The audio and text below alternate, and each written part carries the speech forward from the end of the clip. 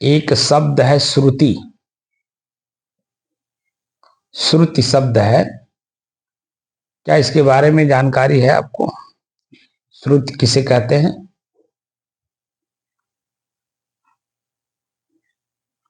श्रुति मैंने ख्याल कहा था, ऐसा मतलब फिर यही जानते थे श्रुति मैंने ख्याल। स्मृति को ख्याल कहते हैं। अच्छा, स्मृति। श्रुति, श्रुति शब्द है, श्रुति।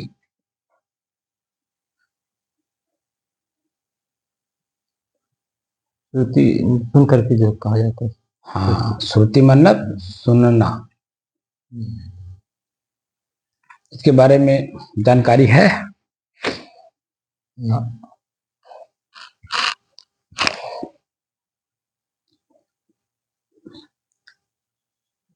गीता जो महाभारत का एक पार्ट है,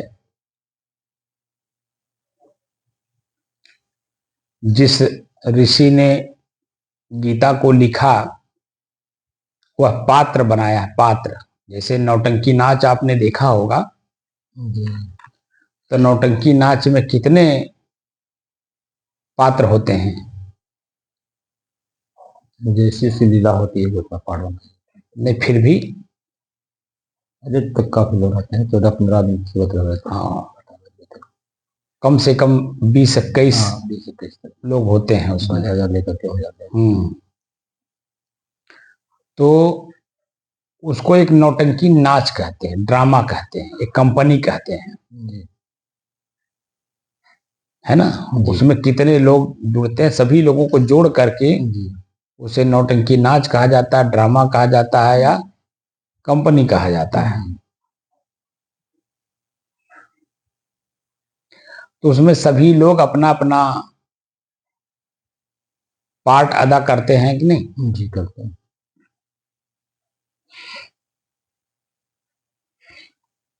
जितने लोग उतने लोग अपने अपने समय का सदुपयोग करते हुए अपने पार्ट का अदा करते हैं।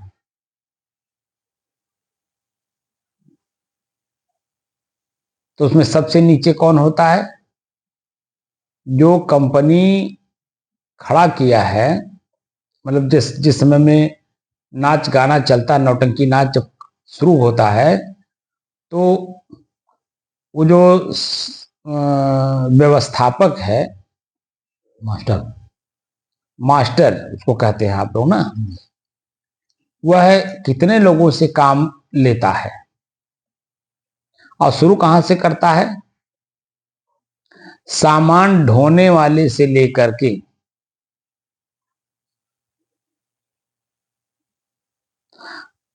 और सामान को समेटने तक। ढोने का मतलब क्या हुआ कि जहां नौटंकी नाच होनी है ले जाने तक, वहां ले जाने से लेकर के, और नौटंकी नाच समाप्त होने के बाद उसे फिर वापस वहीं लाने वाले। तो ले जाने वाला लाने वाला तो एक ही होता है, वही समेटता भी है, वही लगाता भी है ना? लेकिन उसमें अन्य जो सदस्य हैं अपना अपना काम करते हैं।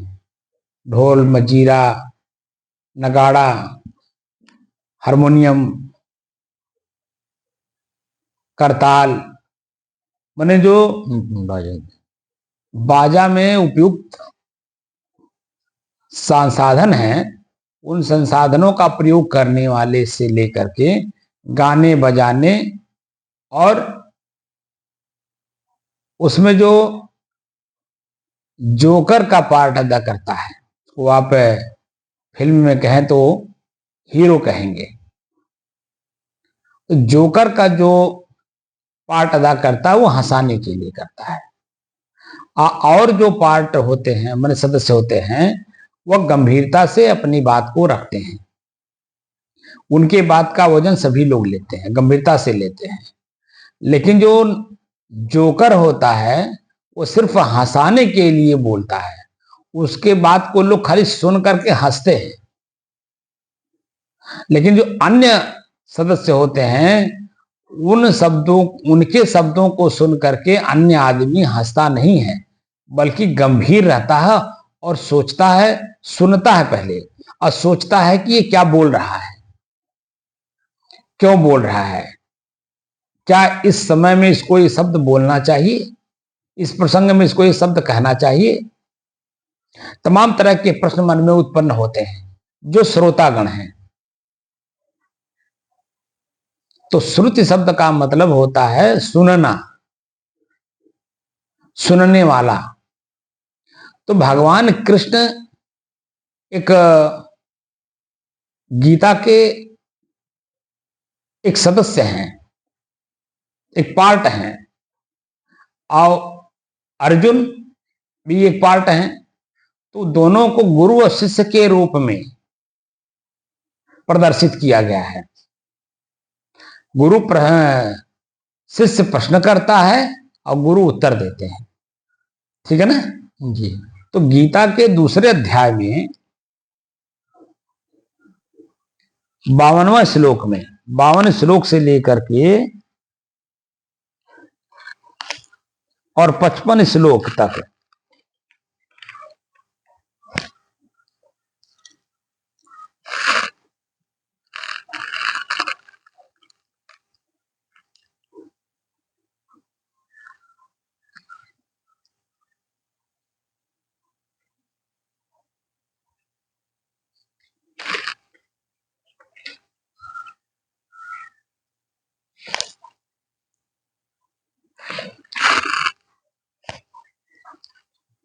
पचपन का 57 श्लोक तक है, ठीक है ना।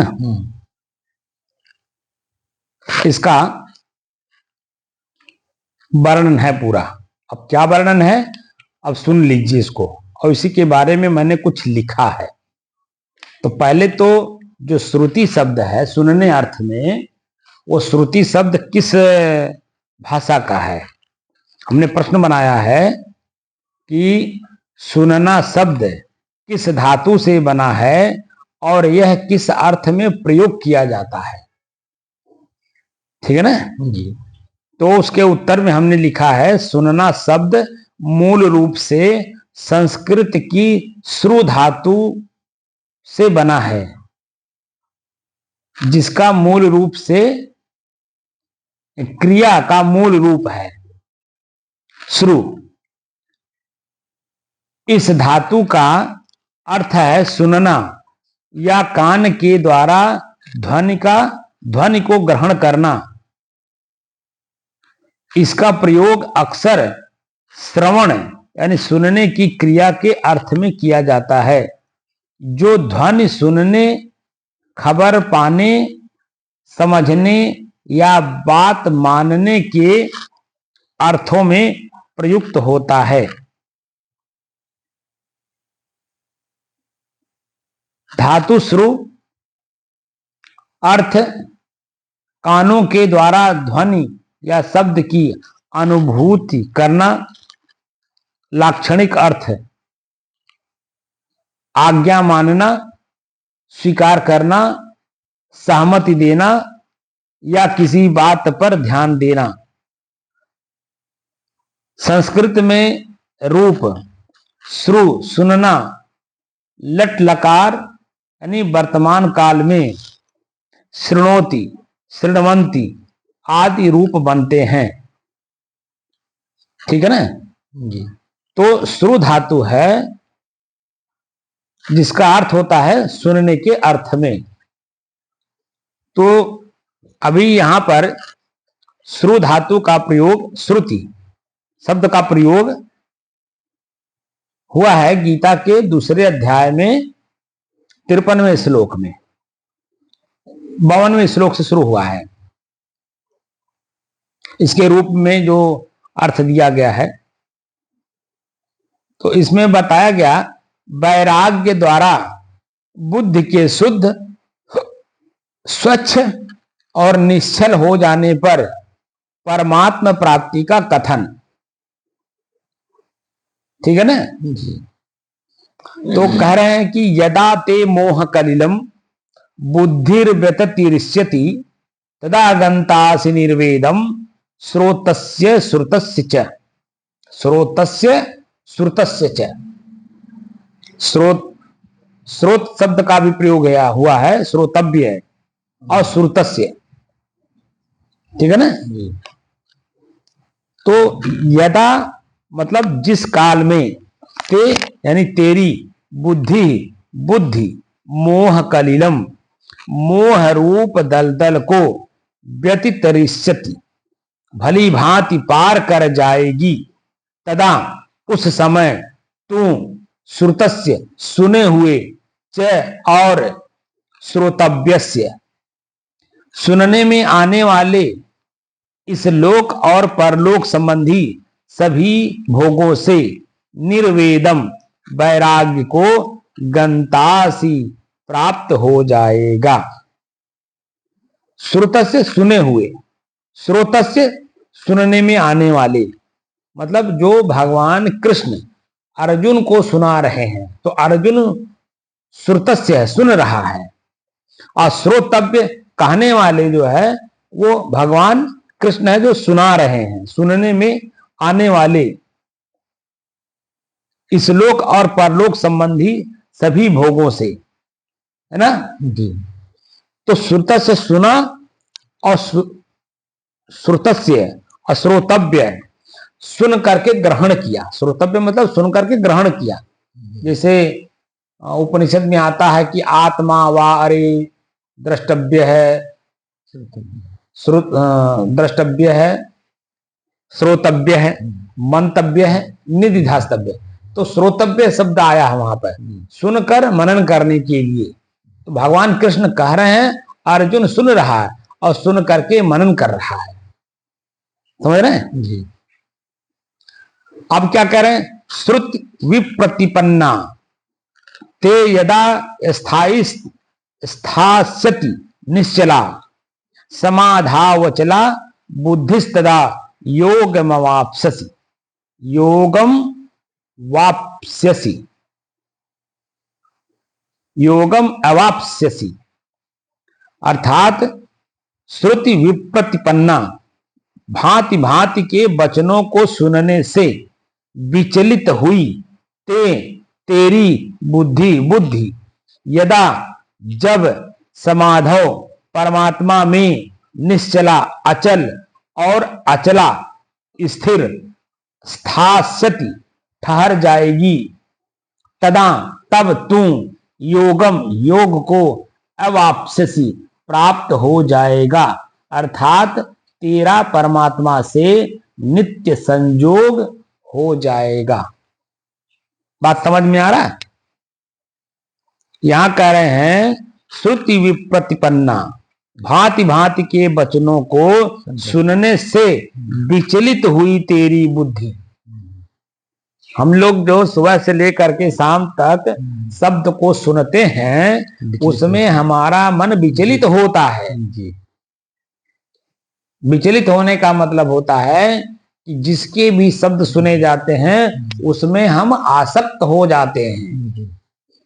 उसी के बातों को बार बार मनन चिंतन करने से हम वैसा अपने आप को मानने लगते हैं।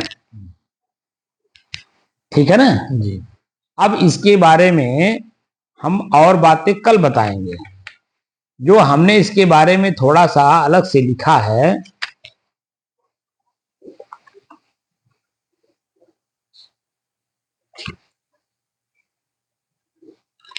उसके बारे में बता देता हूं। लाइट चली गई है।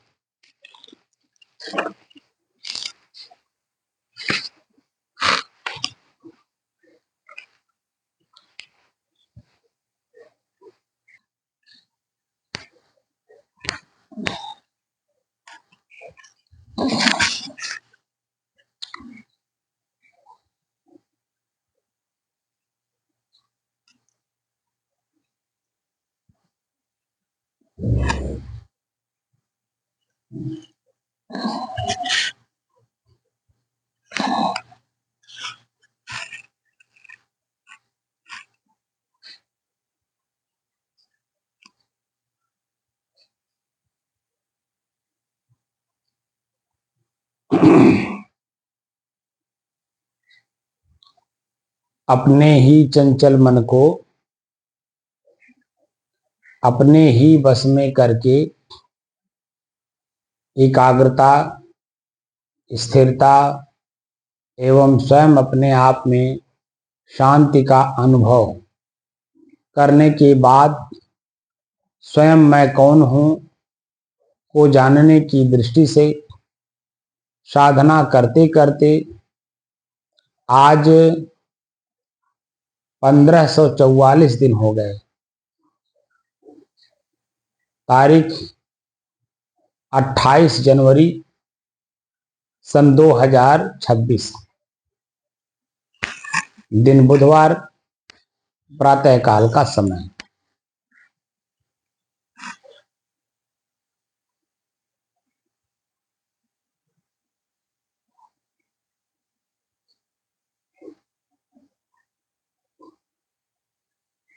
तो सुनना शब्द कौन प्रयोग करता है और कहां प्रयोग करता है?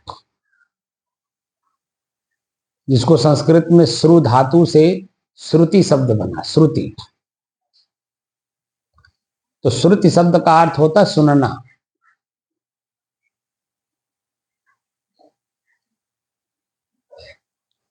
तो श्रुति शब्द का प्रयोग जिज्ञासु करता है, मुमुक्षु करता है। और सुनाता कौन है? गुरु। जिसके सामने जिज्ञासु अपनी जिज्ञासा प्रकट करता है। जैसे बच्चा अपने माँ के सामने रोता है, माँ सुनती है तो दूध पिलाती है, और दूध पी करके बच्चा तृप्त होता है, संतुष्ट होता है और हृष्ट पुष्ट भी होता है, और उसके शरीर का ग्रोथ भी होता है, स्थूल शरीर का।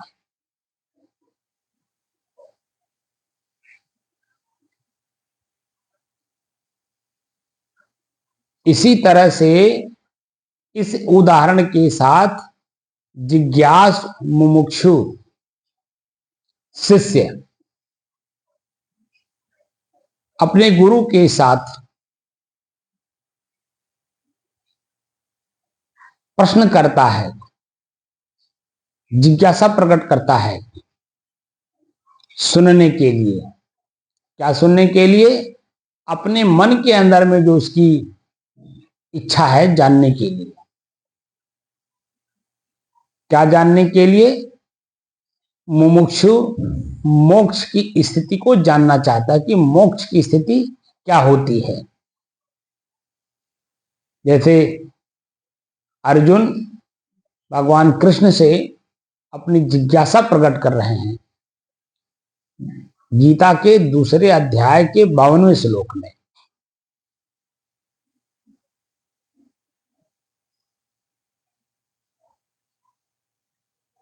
और भगवान कृष्ण उसका उत्तर देते हैं। तो जिज्ञास सुनता है। तो क्या सुनता है? हमारे मन में जो भ्रम है, जिसको हम लोगों ने सुन सुन करके अस्थायी कर लिया है, उसके बारे में जो उत्तर दे रहे हैं, सॉल्यूशन दे रहे हैं भगवान कृष्ण अर्जुन को। अर्जुन कृष्ण की बात को सुन करके और अपने मन के अंदर में उपजे भ्रम को दूर करते हैं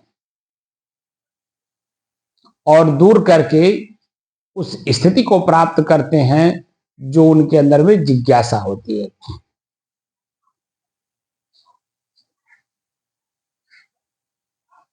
समझ में बात आई जी? हम लोग यहां किस उद्देश्य से बैठे हैं?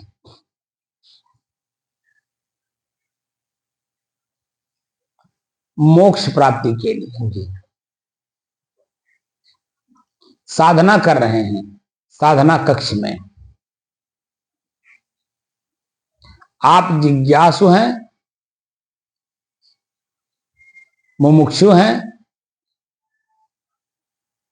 शिष्य हैं और हम आपके उपदेशक। उपदेशक के एक भी शब्द को सुन करके जिज्ञासु मुमुक्षु शिष्य जब तक अक्षरशः पालन नहीं करेगा तब तक उसके मुख्य भाव को, अर्थ को, समझदारी को समझ नहीं पाएगा। क्योंकि जो उपदेशक है वह किसी भी बात को देखने, जानने, समझने के लिए प्रयोग करवाता है, न कि उसी में अस्थायित्व प्राप्त करने के लिए, सिर्फ देखने, जानने और समझने के लिए।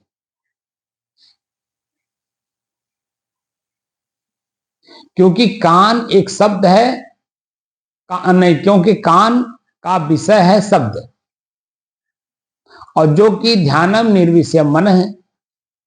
मन निर्विषय हो जाए यही ध्यान है। तो शब्द कान का विषय है ना।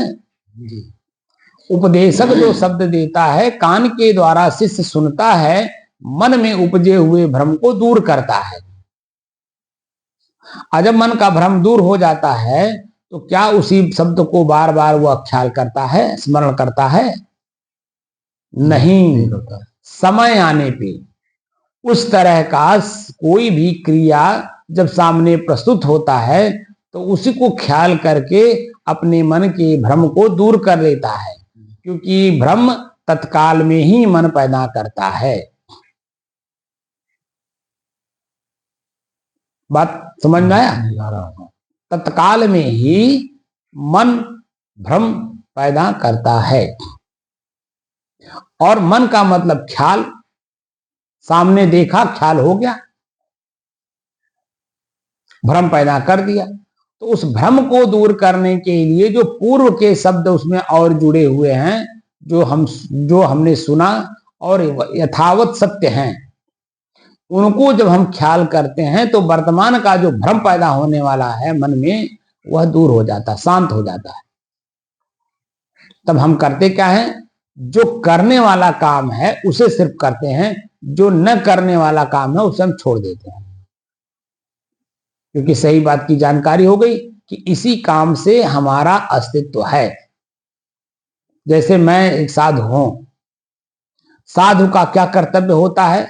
अगर साधु अपने कर्तव्य को जानता है तो अपने कर्तव्य पथ पर अग्रसर होगा, बढ़ेगा।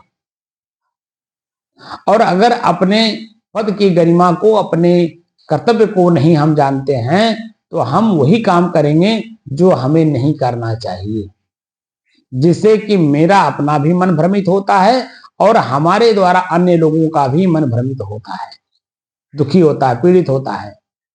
समाज में एक नया प्रश्न खड़ा हो जाता है।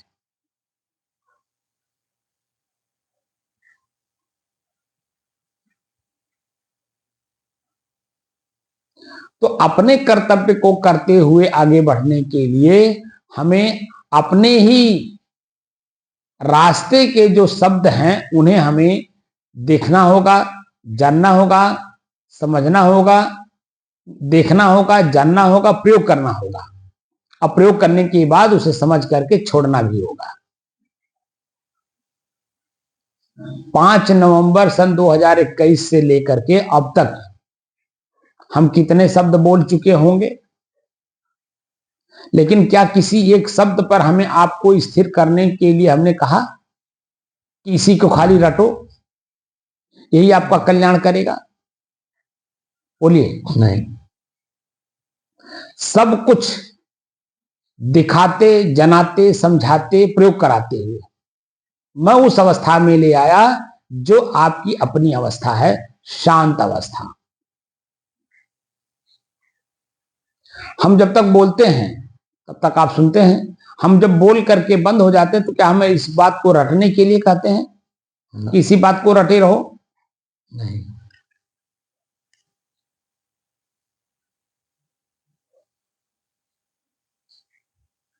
हम रटने के लिए तो कहते नहीं, बल्कि इतना जरूर कहते हैं कि सुन करके समझ करके शांत रहो।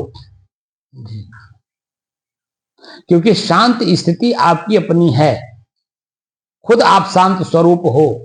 तो अपने शांत स्वरूप में लौटने के लिए जो मन के अंदर में भ्रम है, उन भ्रमों को कैसे दूर करेंगे? जब शब्द अपने अनुकूल पाएगा मन, तब भ्रम दूर होगा। जब तक अपने अनुकूल नहीं पाएगा तब तक अपना भ्रम दूर करता नहीं, वो लिए बैठे रहता है। वही चिंता का कारण बनता है, वही तनाव का कारण बनता है, वही रोग का कारण बनता है। बात समझ में आया? तो जो शब्द हम दे रहे हैं, उस शब्द में आपके मन में किसी प्रकार का कोई चिंता, भय, डर उत्पन्न कर रहा है या निर्भीक बना रहा है, शांत कर रहा है? शांत कर रहा है, निर्भीक बना रहा है।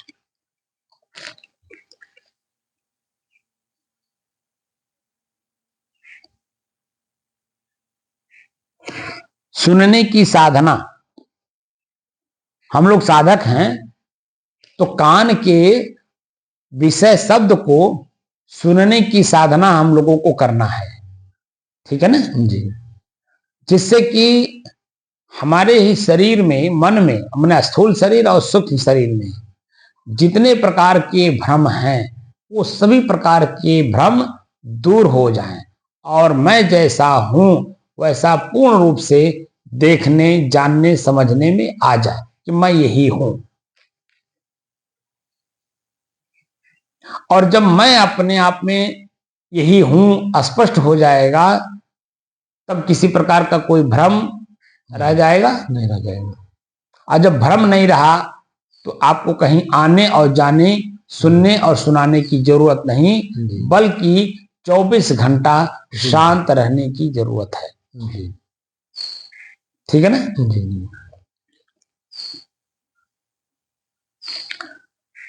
एक विरल गुण है गहन श्रवण।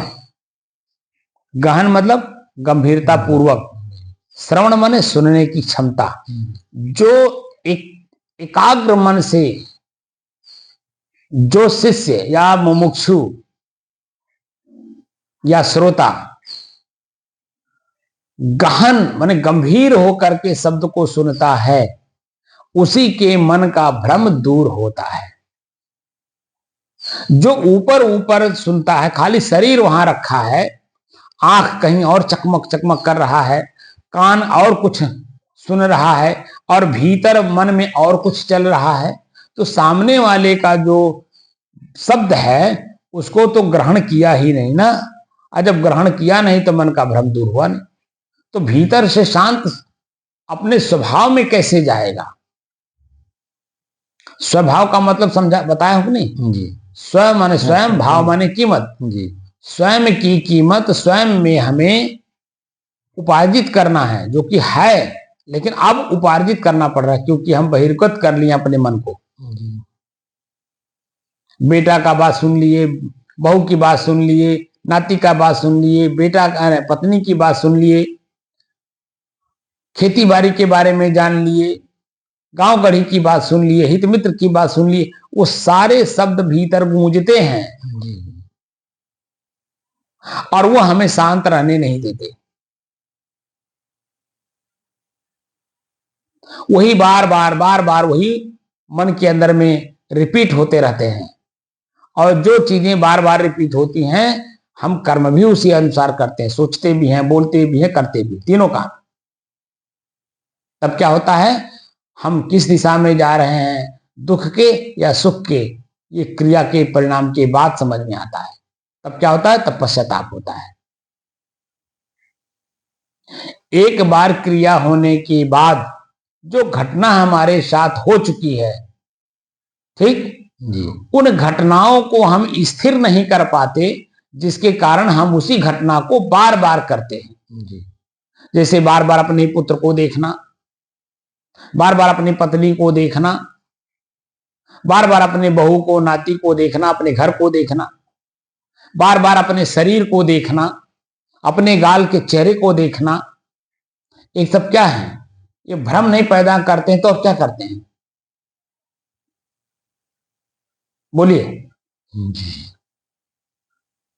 जब हकीकत में हम देखेंगे तो सब मेरे से अलग हैं, लेकिन मैं अंदर में ही स्थिर कर लिया हूं, इस चेहरे का जो होगा वो मेरी पत्नी होगी, इस चेहरे का जो होगा वो मेरा बेटा होगा, उसके अलावा और मेरा कोई नहीं है, और इस चेहरे का होगा तो वही मैं होऊंगा, क्योंकि अपने चेहरे को बार बार शीशे में देख रहा है, जो कि उसके ही सामने समय अनुसार अपना ही गाल, अपनी पत्नी का गाल, अपने बेटे का गाल, जो चेहरा है, गाल माना चेहरा, वो परिवर्तित हो रहा है समय अनुसार, लेकिन फिर भी भ्रम पाले हुए है कि यही मेरा बेटा है, यही मेरी पत्नी है, यही मैं हूं।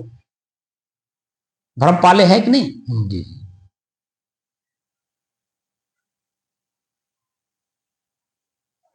और प्रत्यक्ष में आपकी पत्नी को मरे 3-4 साल हो गए, 5 साल हो गए। 5 साल, 5 साल के पहले उसी शरीर में वो थी, उसके साथ आप रहते थे, और वही आपके सामने ही मरी, उसी के आंख से वो देख नहीं पा रही है, उसी अपने शरीर से, शरीर के अंग से, पैर से चल नहीं पा रही है, मुंह से बोल नहीं पा रही है, हाथ हिल नहीं रहे हैं, आपकी आंख ने सारी क्रिया को देखा मरने के बाद, और अपने हाथ से वो क्रिया भी कर रहा है। माने घर में मरने से लेकर के घाट तक ले जाने तक, और घाट पे ले जाके जलाने तक, सारी क्रिया आपकी आंख देख रही है, कान सुन रहा है, हाथ पैर उसी में लगे हुए हैं। लेकिन फिर भी अभी भी जो कि वो जल गई, उसका गाल जल गया, बाल जल गया, आंख जल गया, हाथ जल गया, पैर जल गया, मुंह जल गया, जीभ जल गया, सब कुछ आपकी आंख ने देखा, लेकिन जैसे उसका याद आता है तो वो जला हुआ चेहरा नहीं, बल्कि जला हुआ मतलब उसका शरीर नहीं दिखाई देता, बल्कि वो जो आपके साथ उस जलने से पहले व्यवहार की है वो सामने आ जाता है।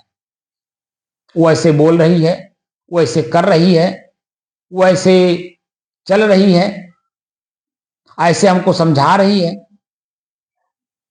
वो जो क्रिया पहले का है वो बार बार उत्पन्न करके हमारे अपने शांत स्थिति को शांत स्थिति में रहने नहीं देता, बल्कि और चंचल बना देता है।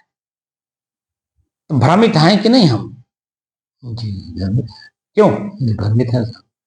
5 साल उसे मरे हुए हो गया, अब उसका शरीर नहीं है, एक मुठा राख होकर के रह गया, बल्कि उसके शरीर का जो हड्डी होगा, फूला जिसको आप लोग बोलते हो, उसको भी ले जाके गंगा में आप पौड़ा आए होंगे, जल प्रवाह कराए होंगे, लेकिन फिर भी अभी भी उसके ये जो स्थूल शरीर है वो मस्तिष्क में गूंजता है। सारे पूरे शरीर के जो मांस हैं, खून है, पीप है, सब कुछ जल करके मुठा राख हो गया, एक एक कण अलग अलग हो गए पूरे शरीर के। जो स्थूल शरीर आपने देखा था, आपने उस अपनी आंख से उसके शरीर के जले हुए राख को देखा होगा, वो राख नहीं समझ में आ रहा कि सारे मांसपेशियां, खून, हड्डी सब एक एक कण बन के रह गए, अलग अलग हो गए, बिखर गए। लेकिन फिर भी अभी चेहरा अभी आपके मस्तिष्क में गूंज रहा है, जो कि हर क्रिया को आपकी आंख ने देखा है। लेकिन पीछे जो मस्तिष्क में आपने स्टोर कर रखा उसके स्थूल शरीर को, वो स्थूल शरीर आपको भ्रमित करता है। करता कि नहीं करता है? जी सही है। तो जो अब हम जो जिज्ञासु लोग हैं, क्या चाहते हैं? मोक्ष चाहते हैं। तो मोक्ष किससे चाहते हैं? अपने ही शरीर और शरीर के इंद्रियों के द्वारा जो क्रिया करके मस्तिष्क में हमने स्टोर कर रखा, स्टोर रूम में, उसे खाली करना, यही तो मोक्ष है जी। और कौन सा मोक्ष आपको चाहिए? यही मोक्ष है। क्योंकि जो जन्म मरण का मूल कारण है वो है वासना। तो वासना किससे उत्पन्न होता है?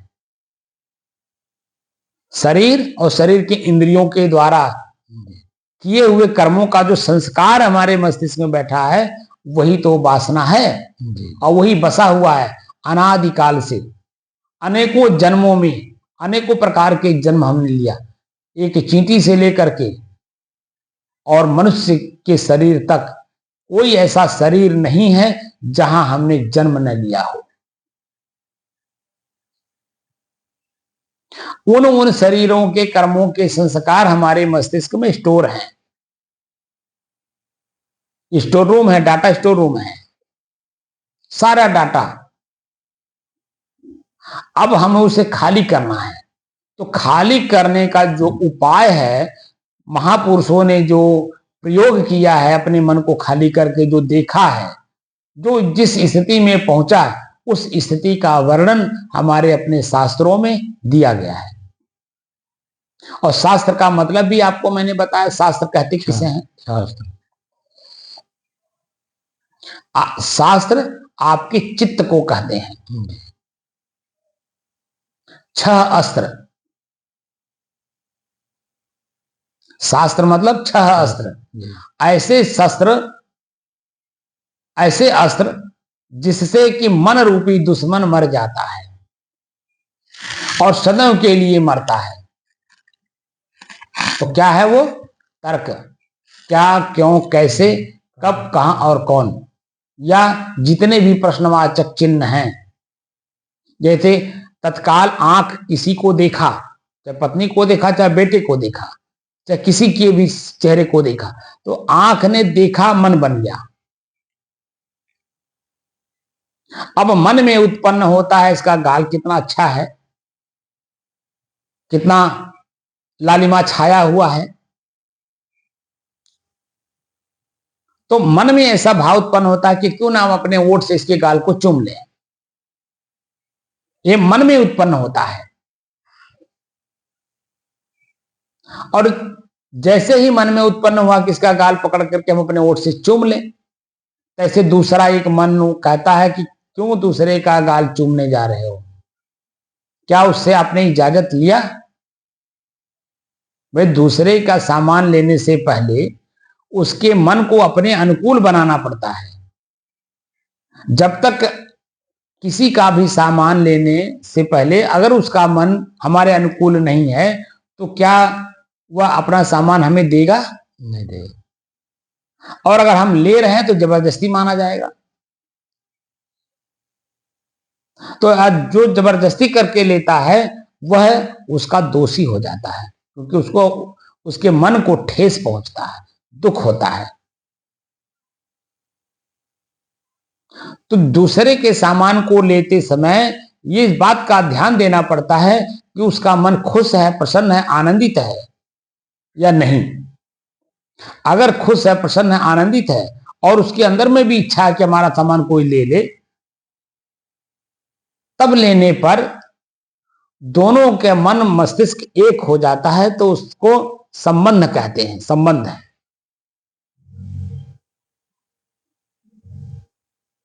और अगर नहीं मन मिलता है तब क्या होता है?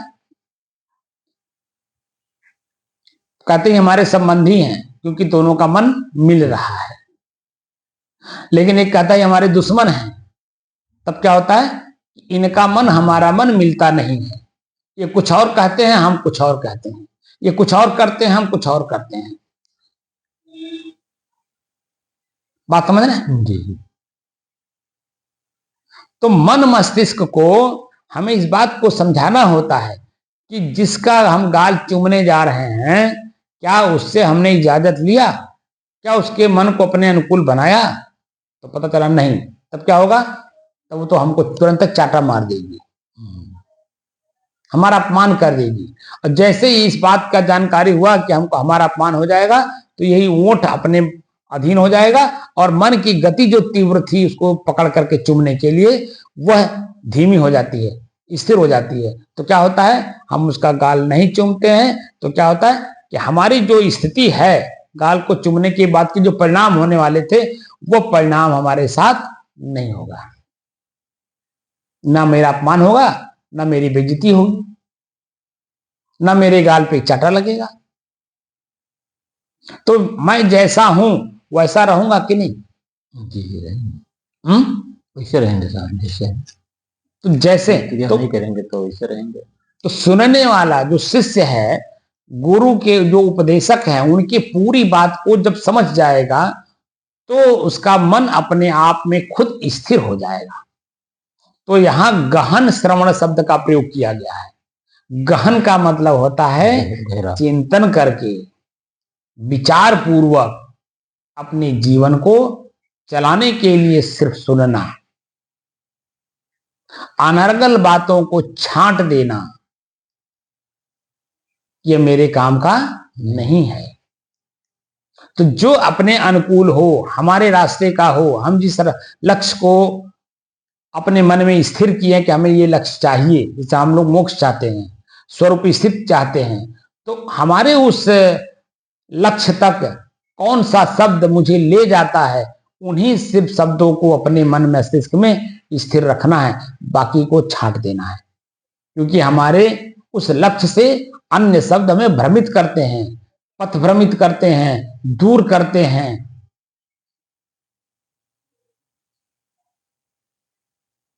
तो मेरा जो लक्ष्य है, नजदीक होते हुए भी वह दूर हो जा रहा है। और ऐसे ही हम अनादिकाल से चलते चले आ रहे हैं, और आज भी अगर इस शरीर से अगर हम मुक्त नहीं हुए, तो फिर वही 84 लाख जोनियों का जो चक्कर मैंने काटा है, अच्छा बुरा भोगा है, वही फिर अच्छे बुरे के लिए भोगने के लिए हम फिर उसी रास्ते पे चल पड़ेंगे, जो कि हम देख चुके हैं, जान चुके हैं, समझ चुके हैं, यह रास्ता गलत है। यह हमें दुख देता है, पीड़ा देता है, चंचल बनाता है, दुखी करता है, पश्चाताप में डुबोता है, और क्या करता है, आत्मग्लानि करता है।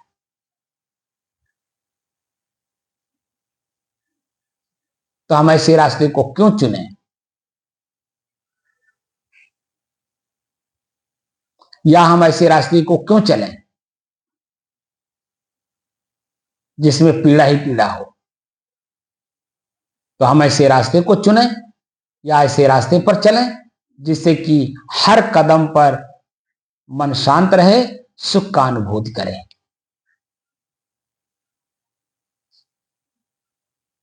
बात समझ में? जी। तो शब्द, गहन शब्द को सुनने का क्या मतलब होता है, इसके बारे में जो जानकारी हमने लिखा है, उस जानकारी को देने की कोशिश कर रहा हूं कि आप लोग जो साधक हैं, साधना में सुनने की क्षमता को जितना कम करेंगे, उतना ही समझिए कि आप अपने नजदीक जा रहे हैं। और जितना ही बाहर के किसी के भी शब्द को सुनेंगे, समझिए अपने से ही आप उतने ही दूर होते जा रहे हैं। आज तक हम लोगों ने ऐसे ही किया है, इसीलिए हम सबके शब्द अंत में कड़वासन लगने लगता है, क्योंकि करते करते करते करते थक गए, कचा गए, परेशान हो गए, जो भी शब्द कह लीजिए। अब क्या चाहते हैं, हम इससे अपने आप को मुक्त करना चाहते हैं, बरी करना चाहते हैं, अपने बंधन को काटना चाहते हैं। मेरा बंधन खुद का बनाया हुआ है, और खुद का बंधन खुद से ही कटेगा, न कि किसी दूसरे से, क्योंकि हर जीव अपना बंधन खुद बनाया हुआ है जी। मान मान करके, सुन सुन करके भीतर स्थिर कर लिया है, इसलिए वो दुखी है। अब क्या करना है? स्थिर नहीं करना है, बल्कि बाहर निकालना है। सुनना उसी का शब्द है सिर्फ जो मेरे रास्ते को प्रशस्त करता हो, मजबूत करता हो, मोक्ष की ओर हमें ले जाता हो, जिससे हम खुद अनुभव करें कि मैं मोक्ष की स्थिति में हूं अथवा नहीं। इसीलिए सदगुरु कबीर साफ साफ कहते हैं कि गुरु की भी बात पर विश्वास ना करिए जब तक अपनी आंखों से खुद ना देख लीजिए।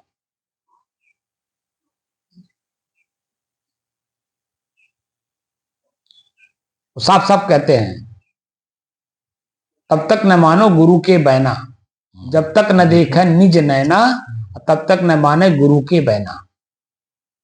तो निज नैना का मतलब क्या होता? स्वयं के अनुभूति में वो चीजें ना उतरे जो हमने सुना।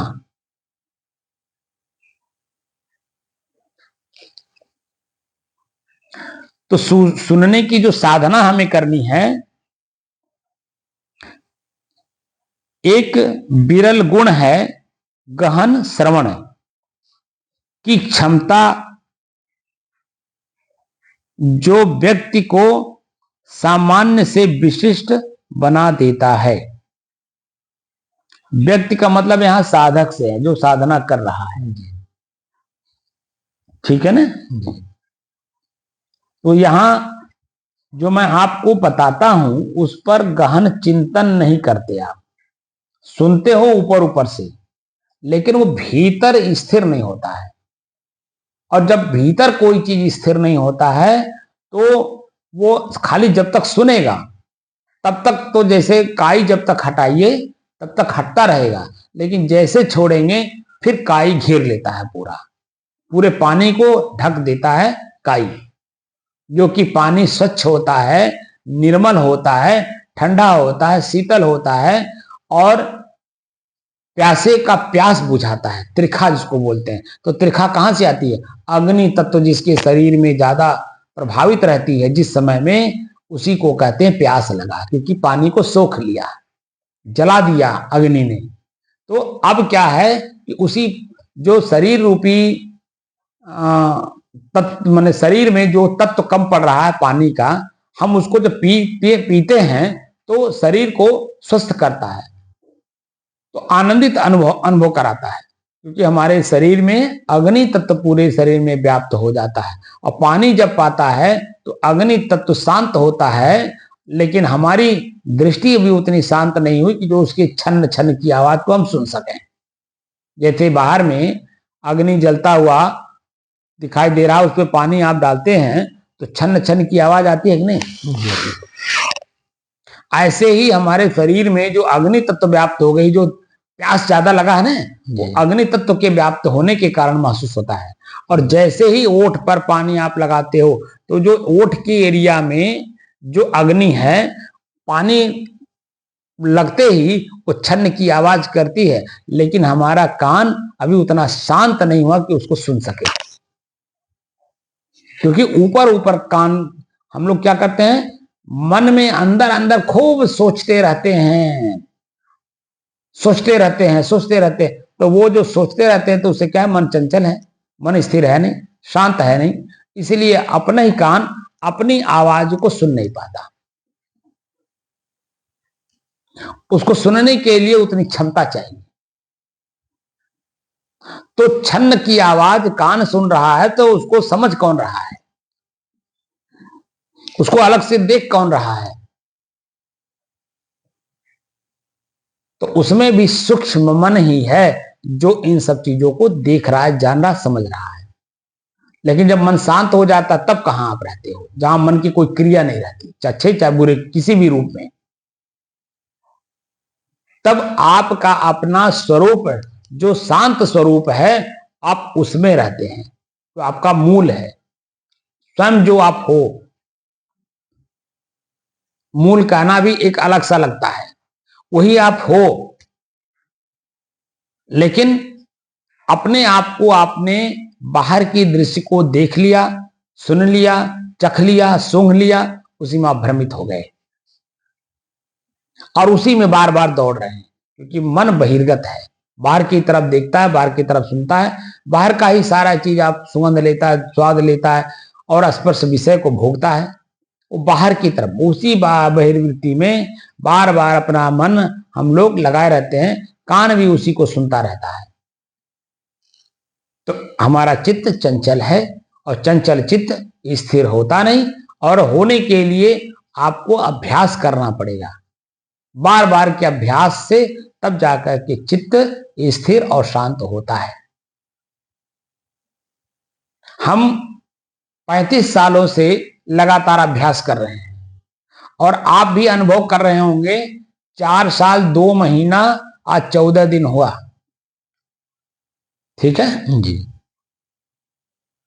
4 साल 2 महीना 14 दिन आज हम लोगों का हुआ, जो लगातार इस ऑनलाइन यूट्यूब के माध्यम से जो हम साधना करा रहे हैं, वो पूरा आज 4 साल 2 महीना 14 दिन हो गया। और इसमें आप खुद अनुभव कर रहे होंगे कि कितना मन हमारा शांत है।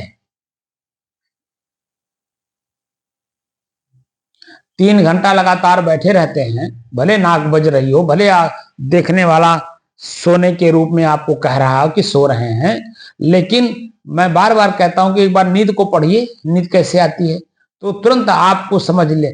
जो अपने नींद को पढ़ेगा निश्चित है कि वो आपको तुरंत समझ जाएगा कि ये किस स्थिति में है।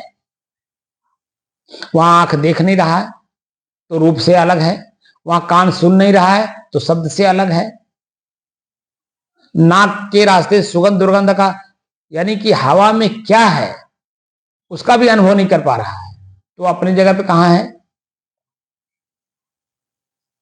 मुंह से कुछ चबा नहीं रहा है, जीभ से कोई स्वाद नहीं ले रहा, मुंह से कुछ बोल नहीं रहा है, पैर चल नहीं रहा, हाथ कुछ कर नहीं रहा है, आपकी शिश्नेंद्रिय किसी विषय में फंसी नहीं है, मन कुछ सोच नहीं रहा है, ख्याल नहीं कर रहा है, तो जिस अवस्था में आप हो इसी को नींद कहते हैं। और यही नींद अवस्था आपकी अपनी स्वरूप स्थिति है, शांत स्थिति है, जो आप स्वयं हो।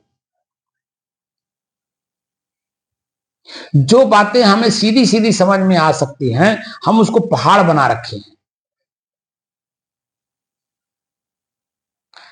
आप समझ में आ रहा होगा, हम कहीं कभी कहते हैं कि मैं घर चलिए कबीर साहब जन्म आपका कल्याण कर देंगे, नहीं साहब कभी नहीं। या बनारस चलिए वहां जन्म आपका कबीर साहब कल्याण कर देंगे। हम कबीर जो कह रहे हैं हम वो बोल रहे हैं, वो ऊसर बांगर कहीं जाने की बात नहीं करते हैं।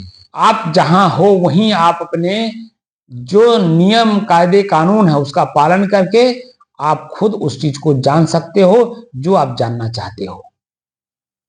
करना आप ही को पड़ेगा, स्थान निर्धारित आपको करना होगा।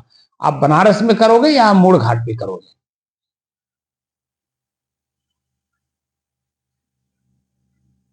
मूड़ घाट में आपने 80 साल की अवस्था को गुजारा है जन्म से लेकर के, और यहीं आपने सब कुछ अपना बनाया है। तो 80 साल की जो यहां व्यवस्था बनी हुई है, रहने के लिए घर है, खाने के लिए आपके पास आय का स्रोत है, खेत है, दुकान है, बच्चे कुछ कर रहे हैं, हर प्रकार का सुबह से शाम जो भी आपको भोजन की जरूरत होती शरीर निर्वाह के लिए वो आपको मिल जाता है। यहाँ 80 साल की अवस्था तक आप यहाँ रह रहे हैं तो अन्य लोगों से आपका मेल मिलाप है, मिलना जुलना है, उठना बैठना है, अच्छे बुरे का ज्ञान है।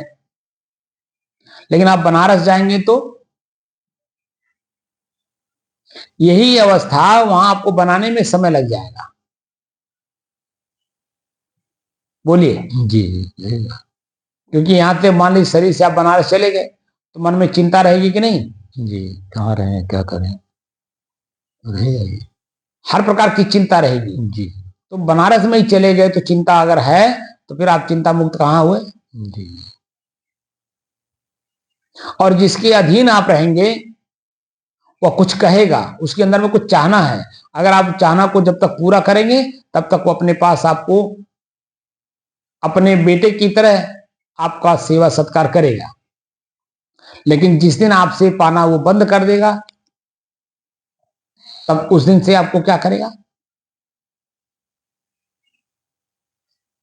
आपके साथ जो भी वो व्यवहार करेगा, व्यवहार के रूप में माने अच्छे के रूप में, दुर्व्यवहार यानी बुरे के रूप में, वो सब कम ही होगा, वो वर्तमान बताएगा। जी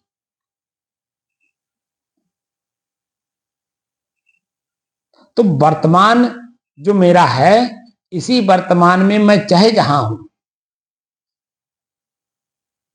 वहीं रह करके मैं अपने जीवन को यापन करते हुए और अपने ही मन इंद्रिय शरीर को अपने बस में करके जो मेरा स्वरूप है शांत स्वरूप, उसमें हम अवस्थित भी हो सकते हैं, रह सकते हैं, हो सकते हैं और रह सकते हैं। जी जी सही है।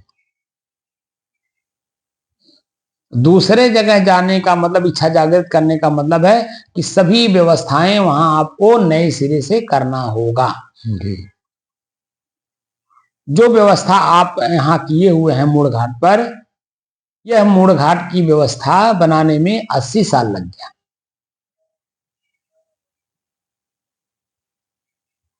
अब वहां आप जहां जाएंगे वहां कितना समय लगेगा इस स्थिति को प्राप्त करने में, तो पूरे तो आपका जीवन खत्म हो गया। 2-4 साल और अवस्था है, पता चला कि वो अवस्था भी खत्म हो गई, हम जहां थे उससे भी नीचे चले गए। जी तो सुनने की जो क्षमता है वो जितना ही हम अपने अंदर में गहन करेंगे, गहन का मतलब घना, गहरा, गहरा, जी उतने ही हम और अपने आप में गंभीर होंगे और हमारी गंभीरता हमारे अपने तक ले जाने में बिल्कुल सक्षम है, क्योंकि आपको अनर्गल काम करने ही नहीं देगा, अनर्गल सुनने नहीं देगा, अनर्गल देखने नहीं देगा, अनर्गल विचार नहीं आने देगा, अनर्गल ख्याल होने नहीं देगा, क्योंकि सिर्फ उतने बात आपके अंदर रहेगा जितने से आपको अपना काम निपट जाए। उसके अलावा कोई मस्तिष्क में शब्द गूंजेगा नहीं, ख्याल नहीं आएगा। तो सुनने की क्षमता से ही आज जो स्थिति आपकी समझदारी बढ़ रही है, अगर आप लगातार दोनों समय मेरे आवाज को सुने ना होते तो आज जो समझ बढ़ रहा है वो समझ स्थिर नहीं रहता। जी सही तो पहले जैसा ही रहता, हमको भी आप दोषी मान लेते। कहीं न कहीं मन आपका हमारे ही कर्मों को, हमारे ही वाणी को सुन करके बुरा मान लेता। आज जब बुरा मान लेता तो छोड़ देता, और छोड़ देता तो इतनी गहन अध्ययन नहीं कर पाता, और अभी आगे भी गहन अध्ययन करना है वो सब नहीं कर पाता। बात समझ रहे? जी सही। क्योंकि मोह का नाश कैसे होता है, बिना वैराग्य के, बिना त्याग के, बिना अभ्यास के, ये कहिए कि हो जाए, क्या संभव है?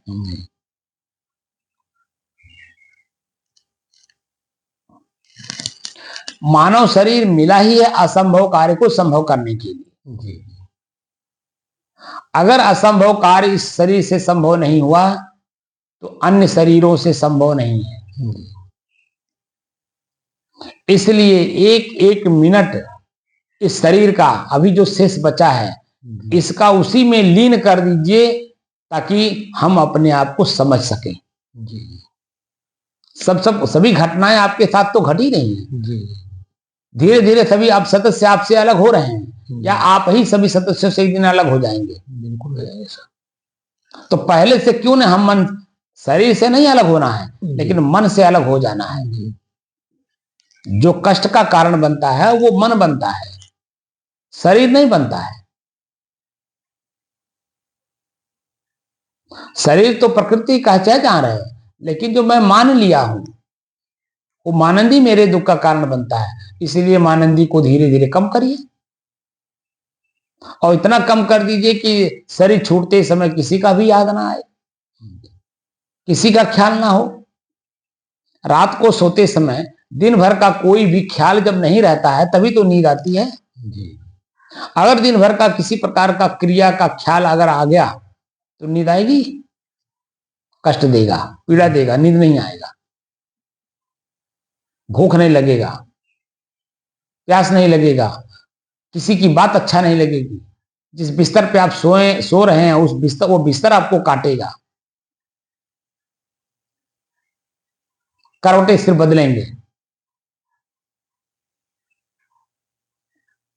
इसलिए शरीर छूटने के पहले सभी यादें, सभी ख्यालें, सभी सुने हुए शब्द हमारे अंदर से बाहर होने चाहिए, और मैं जैसा हूं वैसा अपने आप को परिपक्व बनाइए। और जब अपने आप में परिपक्व हो जाएंगे तो आपकी स्थिति हमेशा चलते उठते बैठते सोते जागते हर समय वैसी रहेगी जैसा आप स्वयं हैं। वो तो शरीर अपनी क्रिया कर रही होगी जो उसको आवश्यक है, और होगा प्रकृति में। भूख लगेगा, आप भोजन देंगे सिर्फ शरीर निर्वाह के लिए, पानी पिएंगे उतने जितने शरीर की जरूरत है। जब प्यास लगता है तो मालूम पड़ता है कि लोटा हो या गिलास हो या बाल्टी हो, मालूम होता है कि पूरा पानी पी जाएंगे। लेकिन जब पीने लगी तो आधा गिलास पीते पीते पता चला कि पूरी प्यास बुझ गई, लेकिन उसके पहले मालूम पड़ता है कि पूरा हम लोटे पी जाएं। ऐसा मन में उत्पन्न होता है कि नहीं? जी जी होता है। तो जो मन में उत्पन्न हो रहा है वो नहीं उत्पन्न होगा। तो शरीर निर्वाह की जितनी जरूरत है उतना भर लेंगे आप, नम्रता से चलेंगे, किसी के बात से वाद विवाद नहीं करेंगे, किसी ऐसे व्यक्ति का संग नहीं करेंगे जिससे कि आपका शांति भंग हो। संग वही करेंगे जिससे कि आपके समझदार लोग हों, आपकी बात को समझें और आपकी शांति को यथावत बनाए रहें। ये साधक का काम है अपने आप को हम कैसे रखें, कैसे लोगों का संग करें, क्योंकि संग से ही अवगुण भी आते हैं और गुण भी आते हैं, गुण भी आते हैं। तो जैसा आपका विचार होगा मन में उसी तरह से आप संग करेंगे। आपके पास शुरू से ही अच्छा जिज्ञासा था संतों का, आपने भले वो संत खराब रहे हों, गांजा पीते रहे हों, बहिर्वृत्ति रहे हों, जैसे भी रहे हों, लेकिन आपके मन के अंदर में पवित्रता थी, उनकी हर बातों को आपने माना चला। तो आज वही क्रिया आज मेरे साथ भी हो रहा है कि मेरी बात को आप सुन रहे हैं। तो कम से कम आपके मन का जो वहम है, भ्रम है, वह कुछ तो समझ में आ रहा होगा। और जैसे जैसे समझ बढ़ेगी अपने आप अपना भ्रम दूर होता जाएगा, आपको करना नहीं पड़ेगा। और इससे बड़ा और घटना क्या हो सकता है कि जो आपकी नतनी खुद फांसी लगा के मर गई। बोलिए, अगर किसी के प्रति जरा सा भी लगाव रखी होती तो क्या वो फांसी लगाती? चाहे माँ के प्रति हो, चाहे पिता के प्रति हो, चाहे भाई के प्रति हो, चाहे अपने पति के प्रति हो, सास ससुर के प्रति हो, ननद के प्रति हो, देवर के प्रति हो, किसी के भी प्रति, लेकिन उसके अंदर में किसी के प्रति कोई जरा सा भी भाव नहीं था, मोह नहीं था, आसक्ति नहीं थी।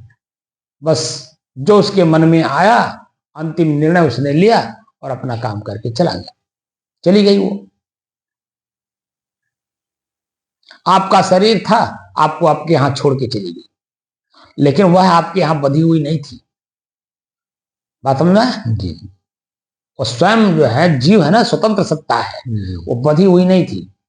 आप लोग उसको बांधने की कोशिश कर रहे थे, वो बधी नहीं, अपना स्वतंत्र सत्ता अपना चली गई लेकर के। बात समझ में आया जी। तो अब लाइट आ गई है जी। एक विरल गुण है गहन श्रवण की क्षमता, जो साधक को सामान्य से विशिष्ट बना देती है। सुनना मात्र एक ऐन्द्रिक क्रिया नहीं है, अपितु यह है सजगता और विनम्रता का संयुक्त अभ्यास है। शब्द को जान रहे हैं, सजगता और विनम्रता का संयुक्त अभ्यास है सुनना। जो साधक सचमुच सुनना जानता है वह सहज ही लोगों का प्रिय भी बन जाता है। यहाँ देख रहे हैं ना समाज में, जो सबकी बात को सुनता है सभी लोग उसको अच्छा मानते हैं, वह सहज ही लोगों का प्रिय भी बन जाता है। आज साधक, आज आदमी कह लें, मनुष्य कह लें या साधक कह लें, बोलने में दक्ष होना चाहता है तो श्रवण कला विस्मृत होती जा रही है। जैसे आजकल हर आदमी पढ़ा लिखा है, किसी की बात को जैसे एक शब्द सुनता है तुरंत अपनी बात को कहने लगता है। हाँ, पूरी बात उसकी सुनता नहीं है, आधा अधूरा सुन करके अपने मन में जो उतावलापन है वो जाहिर करने लगता है।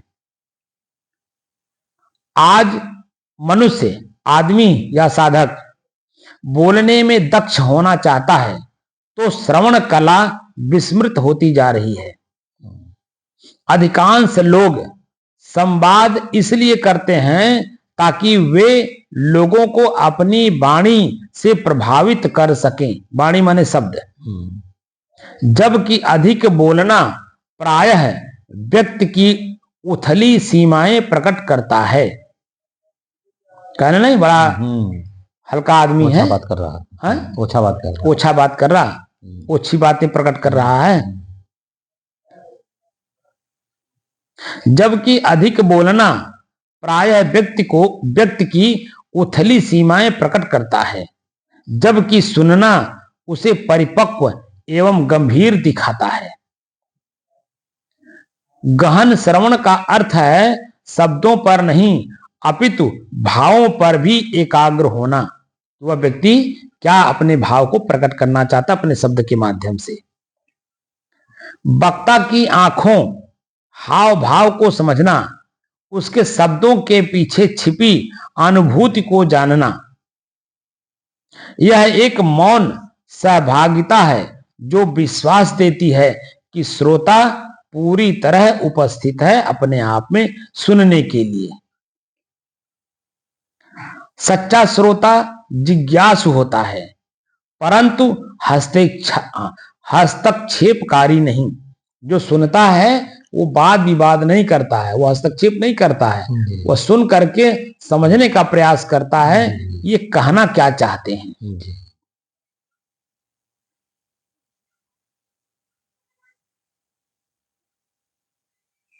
सच्चा श्रोता जिज्ञासु होता है परंतु हस्तक्षेपकारी नहीं। वह सरल स्वाभाविक प्रश्न करता है, ऐसे प्रश्न दिखावे के नहीं होते हैं। इससे वक्ता स्वयं को सम्मानित अनुभव करता है। जैसे जब आप सार्थक प्रश्न करते हैं तो मेरा मन प्रसन्न होता है।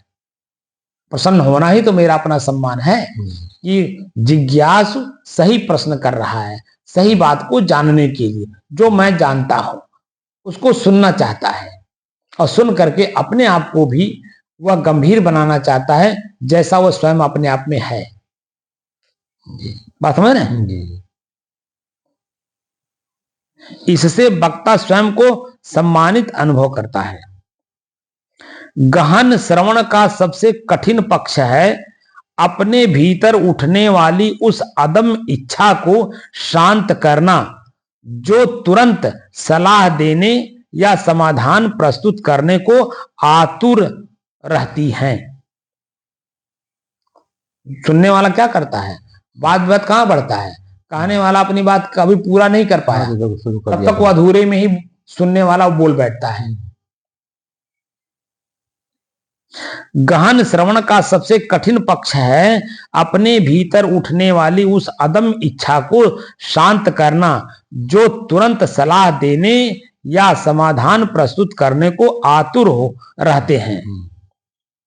वास्तविक सुनना तभी संभव है जब हम समझने के लिए सुने, न कि प्रतिक्रिया देने के लिए।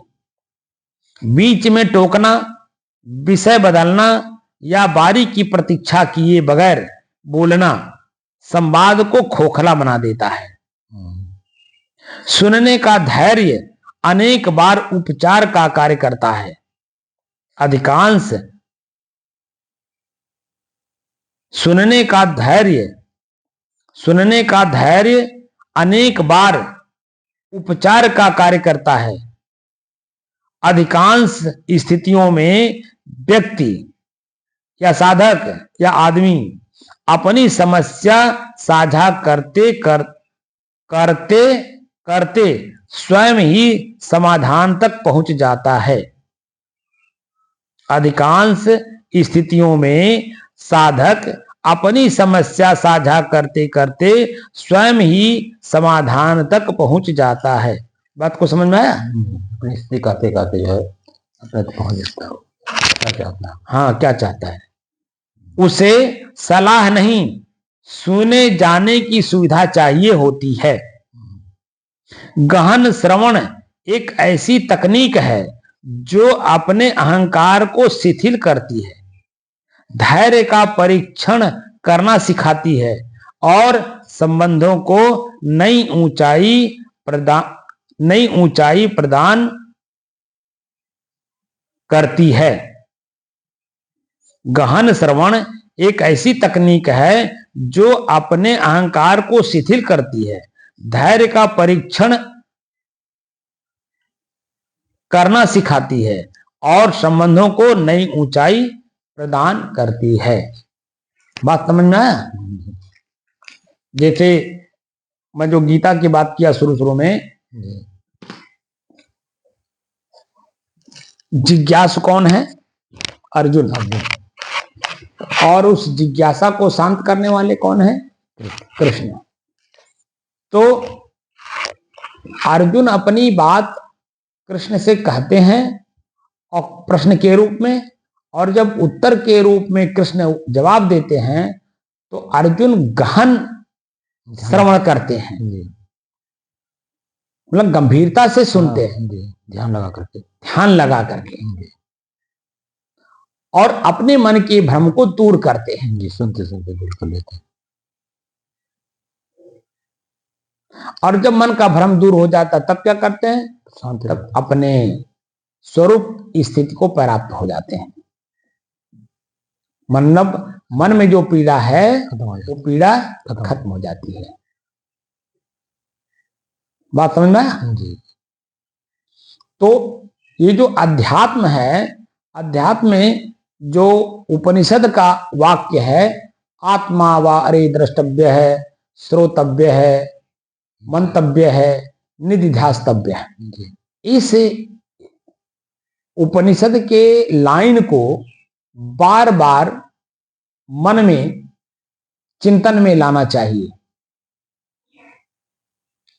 और इसकी पूरी व्याख्या जब जाने रहते हैं और बार बार इसको अपने मन में श्रवण करते हैं, मन याद करते हैं, ख्याल करते हैं, स्मृति में लाते हैं, तो मन का जो अन्य गति है जो हमें भ्रमित करने के लिए तैयार रहता है, वो भ्रमित करने की स्थिति समाप्त रहती है, बल्कि समझदारी बढ़ती है। और समझदारी का मतलब होता है मुझे क्या करना है, मैं क्या कर रहा हूं, बस इसी प्रश्न का उत्तर ढूंढता है। मुझे करना क्या है, मैं कर क्या रहा हूं, क्योंकि लक्ष्य मैंने ही बनाया है। कहां जाने के लिए? मोक्ष की ओर, यानी दुख से सदैव के लिए छूटने के लिए। तो दुख से हम छूटे कि नहीं छूटे कैसे पता चले? दुख से हम मुक्त हैं या नहीं, कैसे पता करें? मालूम होता साहब, खुद ही मालूम होता है कि नहीं तो वही तो गहन चिंतन मनन अध्ययन करेंगे तब ना। जी किसकी बातों पर? गुरु की बातों पर, जी जो स्वयं अपने प्रकाश में रह करके और शांतचित हैं, अपना काम कर रहे हैं, उनकी बातों को सुन करके जी और अपने अंदर का जो अंधकार है मिटा करके उसको मिटा करके जो प्रकाश में आने की कोशिश करता है, वही तो समझेगा। जी वही तो दुख से मुक्त हूं कि नहीं कैसे समझेगा अपने आप को? जी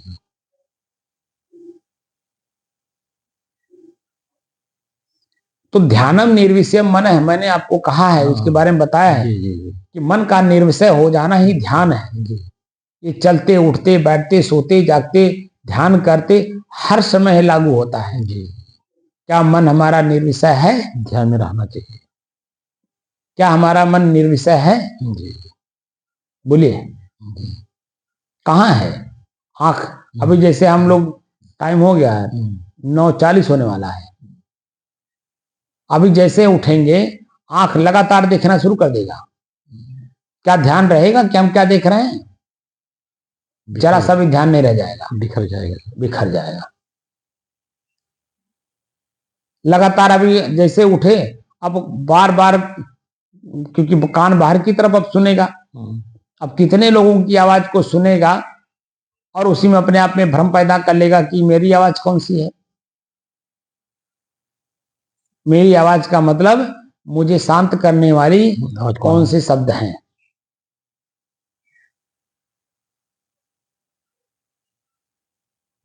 मैं शांत हूं अथवा अशांत हूं, कैसे पता करेंगे? ये तो बैठे हैं, मैं बोल रहा हूं तो समझ रहे हैं लेकिन जब मैं नहीं बोलता हूं तब कौन सी समझदारी आती है? बस खाली मन शांत होकर के नींद में रहते हैं, समझदारी कुछ रहती ही नहीं है।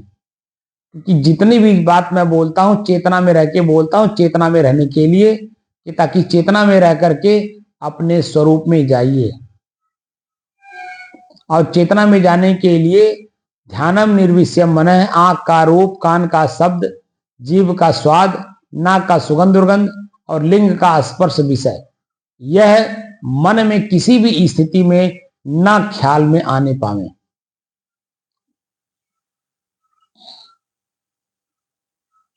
तब तो ध्यानम निर्विषयम मन हुआ। अभी हम बैठे हैं, बैठ करके मन शांत हो गया और शांत होकर के बस खाली नींद में पड़े हुए हैं।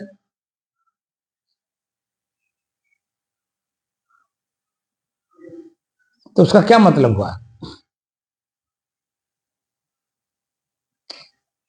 सुबह बैठिए तो जब जगे हैं तब से लेकर के और यहां बैठने तक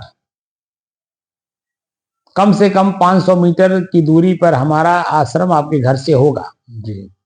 इतनी दूरी चल करके आते हैं, रोड क्रॉस करते हैं, रोड को पार करते समय दोनों तरफ देखते हैं दाएं बाएं। वो जो दृश्य आपके मन मस्तिष्क में बैठ गया है उसको पहले खाली करिए तब बैठिए कि मैंने किसको देखा। और चलते हुए दृश्य को देखेंगे तो मन वैसे बना रहेगा। आप उनकी बात को सुन लेंगे तो सुन करके जो मन में भाव उत्पन्न होगा वही मन में लेकर के आप बैठेंगे तो मन शांत हो जाएगा। लेकिन जैसे ही आप जागेंगे,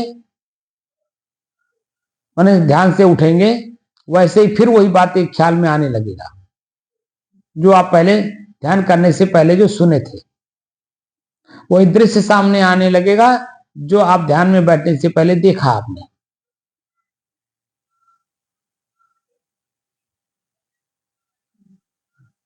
जबकि ध्यान करने के बाद जैसा मैं हूं वैसा अपने आप में मैं स्पष्ट मालूम हूं कि मैं यही हूं। और कुछ देर तक बिल्कुल शांत रहिए और जितने भी दृश्य को देखिए उतने दृश्य को समझिए कि ये रूप है, ये आंख का विषय है। और ये हमें भ्रमित करेगा भी। किसी के भी शब्द को सुनिए तो कहिए कान का विषय है, ये हमें भ्रमित करके हमारे भीतर की शांति को यह अशांत करने में लगा हुआ है। तब सुनने का जो शब्द है वह धीरे धीरे धीरे धीरे आप कंट्रोल करेंगे। नहीं तो अब तक हम लोग किसी की भी बात को सुन लेते हैं और सुन करके अपने मन को जो पहले से भ्रम है उसी को पाले हुए हैं। तो ये सब दूर करना हमारा आपका काम है। बात समझ रहे हैं? जी जी। अगर हम आप जो साधक बन करके इतना दिन से अभ्यास कर रहे हैं, अगर हम आप नहीं करेंगे तो क्या मेरा काम कोई दूसरा करेगा? नहीं करेगा, स्वयं करना पड़ेगा। दूसरा अपना तो काम कर ही रहा है, लेकिन हम क्या अपना काम कर रहे हैं? ये प्रश्न अपने ऊपर उठता है। जी। समझ में बात आई? जी।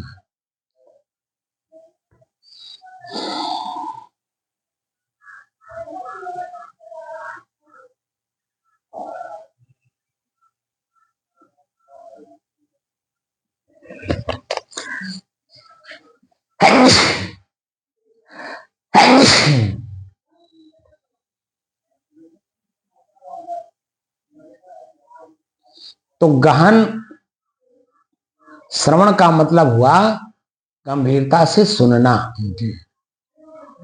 और चित्त के अंदर में जो उद्वेगितपना है उसे शांत करना और महसूस करना कि मेरा मन उद्वेगित नहीं बल्कि शांत हो रहा है। ऐसे शब्दों को सुनना जिससे कि मन हमेशा अपने शांत स्थिति में बना रहे।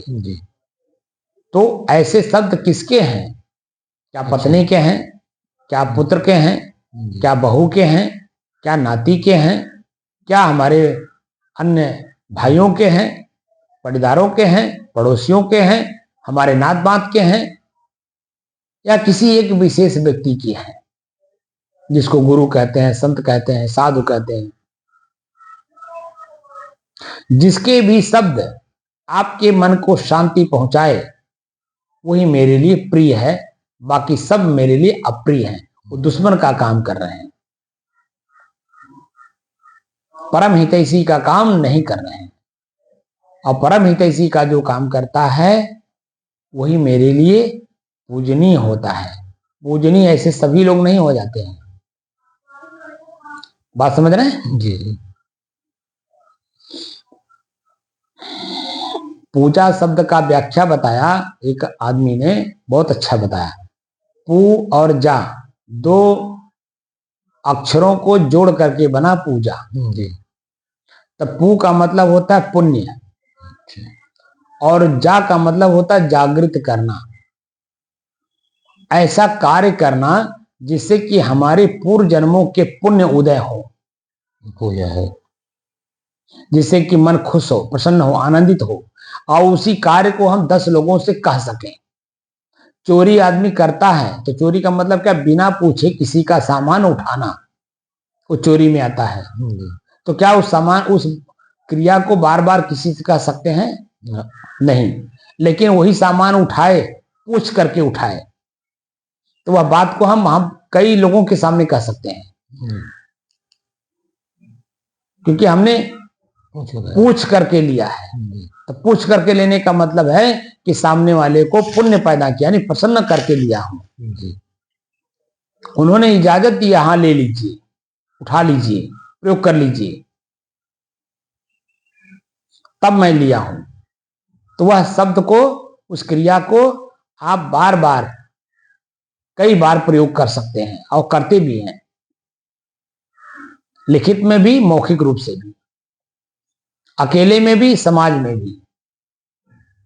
लेकिन जब आप अपने मन से उठा ले रहते हैं तब किसी से नहीं कहते। तब यही है पुण्य जागृत करना। पुण्य मतलब पुण्य, पुण्य मतलब होता है मन की प्रसन्नता, आनंदितपना और जागृत करना। तो क्रियाओं को बदलना जिससे कि मेरा मन दुखी ना हो बल्कि प्रसन्न हो। तो क्रिया बदलेंगे तब तो पुण्य जागृत होगा।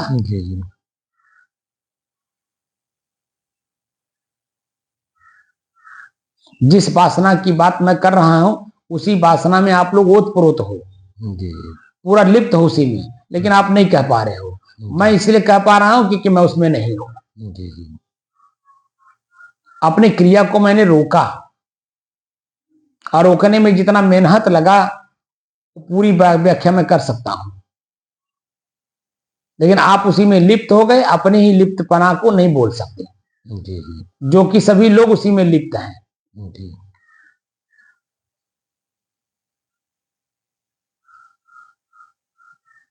क्योंकि बचने का उपाय नहीं कोई कर रहा है, बल्कि उसमें लिप्त होने का उपाय जरूर कर रहा है। दुखी जरूर रहेगा, पीड़ित जरूर रहेगा, बार बार की अपने ही शिशनेन्द्रिय की घटनाओं को देखेगा, लेकिन उसको स्थिर करके उससे बचने का उपाय नहीं करता है, क्रिया बदलता नहीं है। वही लगातार क्रिया करने से हम लोग क्या हैं, गप्पूनाथ हैं। किसी ने साफ साफ कहा है, एक बार ठगावे सो 52 वीर कहावे, आ बार बार ठगावे सो गप्पूनाथ कहावे। तो हम लोग गप्पूनाथ हैं, जो बार बार उसी क्रिया को करके अब बार बार अपने मन को पीड़ित करते रहते हैं, और अपने मन की पीड़ा को दूसरे के ऊपर भी थोपते रहते हैं, लेकिन फिर भी बदलते नहीं। इसीलिए हम लोग गप्पूनाथ हैं। अध्यात्म की दृष्टि से मैं कौन हूं, यहां पर हर आदमी बीमार है, क्योंकि अपने शांत स्वभाव में है नहीं, वह किसी और में लिप्त है, मिला हुआ है, जिसके कारण वो जो जिसमें लिप्त हो रहा है वो पहले से दुखी है, और हम उसी में लिप्त होकर के अपने उसके दुख को हम भी ले रहे हैं, ओढ़ ले रहे हैं। तो वो तो दुखी है ही है, हम भी दुखी हैं। तो अब चाहते हैं ऐसा संग मिले कि जो स्वयं अपने आप में सक्षम हो, शांत हो, स्थिर हो, और मुझे भी सक्षम बनाए शांत और स्थिरता के लिए। तो ऐसे संग किसके मिलेंगे?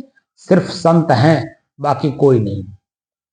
और संत पद पे आने पर वह शांत शांत की स्थिति में होता है, न कि कपड़ा पहन करके या नाम के आगे संत लिख देने से कोई शांत नहीं होता। वहां हम खुद फील करते हैं मन की सारी क्रियाएं शांत हो गई, तब समझिए कि मैं एक संत के साथ हूं। कि वह उचित बात खाली बोलते हैं जो करने योग्य है। वो साफ साफ कहेंगे, बाबू किसी से लड़ाई झगड़ा नहीं करना। तब लड़ाई झगड़ा करने से पहले से आप शांत है हैं, लड़ाई झगड़ा करते समय अशांत हुए, उसके बाद और अशांत हो जाएंगे। लेकिन जब आप नहीं करेंगे तो पहले शांत है हैं, और नहीं करेंगे तो और हमारी शांति बनी रहेगी जो पहले है। तो शांत होने का उपाय बता रहे हैं ना, कि लड़ाई झगड़ा नहीं करना, वाद विवाद नहीं करना, सुन के सहन करना, क्षमा करना, दया करना, लेकिन किसी के साथ उतावलेपन में आकर के वाद विवाद नहीं करना, लड़ाई झगड़ा नहीं करना, गाली गलौज नहीं करना, कोई चोरी बेईमानी नहीं करना, डकैती नहीं डालना। तो ये जो शब्द बोलने वाले लोग हैं, ये आपके चित्त को शांत करते हैं, न कि उद्वेगित करते हैं। लेकिन इसके अलावा जो लोग बोलेंगे, वह आपका चित्त तो उद्वेगित है ही, वो बोल करके और उद्वेगित कर देंगे, ताकि और उसी इच्छा रूपी अग्नि में और जल करके दुख सही। इसलिए जो गंभीरता से सुनने के क्षमता बढ़ाता है, समझिए कि वह अपने आप की तरफ अग्रसर हो रहा है, कि मैं कौन हूं, इसको जानने में, समझने में, स्थिरता प्राप्त करने में सफलता हासिल करता है, और स्पष्ट हो जाता है कि मैं यही हूं। थोड़ा समय लगता है, लेकिन स्पष्ट हो जाता है कि मैं यही हूं। मैं कौन हूं? मैं अपने आप में शुद्ध हूं, स्थिर हूं, शांत हूं, और एक रस हूं।